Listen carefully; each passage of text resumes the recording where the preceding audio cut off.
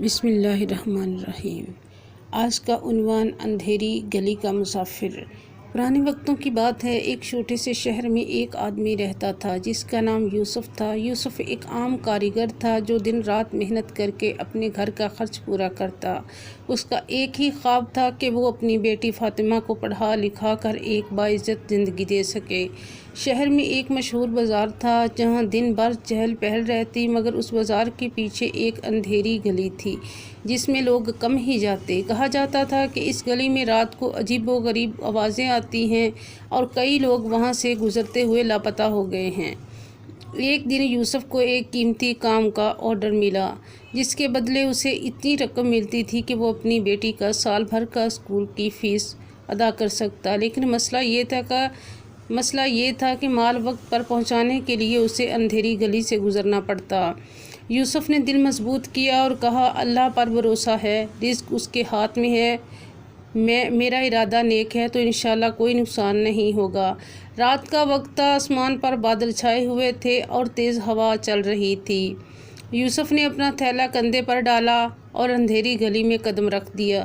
گلی سنسان تھی، صرف اس کے قدموں کی چاپ گونج رہی تھی۔ اچانک اسے پیچھے سے کسی کے قدموں کی آواز سنائی دی۔ اس نے مڑ کر دیکھا تو ایک دبلا پتلا بوڑھا آدمی ٹوٹی ہوئی لاٹھی کے ساتھ آہستہ آہستہ چلتا ہوا نظر آیا۔ بوڑھے نے کہا، بیٹا رات کا وقت ہے، یہ گلی محفوظ نہیں، کیوں یہاں سے گزرتے ہو؟ یوسف نے مختصر جواب دیا، کام کی مجبوری ہے بابا، مال وقت پر پہنچانا ہے۔ بوڑھے نے ایک لمحے کو مسکرا کر کہا، اچھا میں بھی تمہارے ساتھ چلتا ہوں، شاید تمہاری حفاظت ہو جائے۔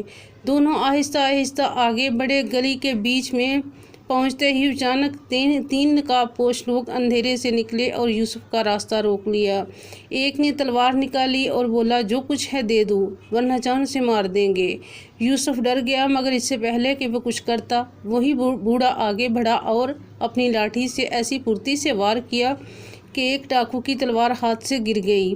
پھر اس نے جیب سے ایک سیٹی نکالی اور زور سے بجائی۔